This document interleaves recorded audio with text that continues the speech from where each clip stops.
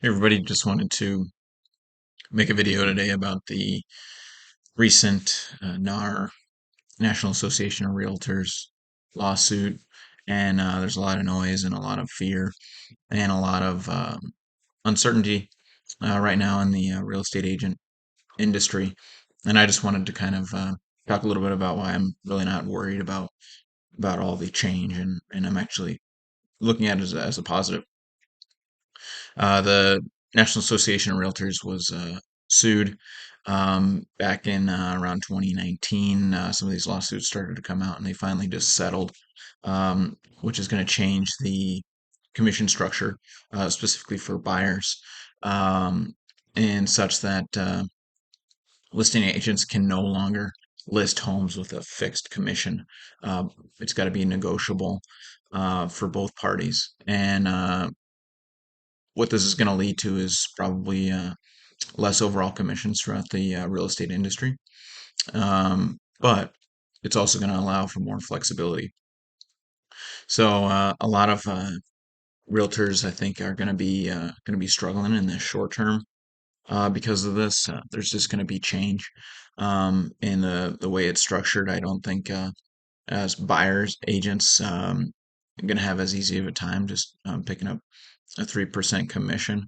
I think they're going to need to provide more value, structure their business more like a listing agent with real appointments, contracts, buyer representation agreements, just like you would have a listing representation agreement, a seller's representation agreement. Um, so those are going to be a few of the changes, but why I'm not really worried about it is I think one, in the near term, there's going to be a little bit of pain, but it's going to weed out a lot of the competition. So people who are not motivated or serious about this, it's going to make the barrier to entry a little more difficult for newer agents and experienced agents. I think are going to struggle if they don't learn to pivot.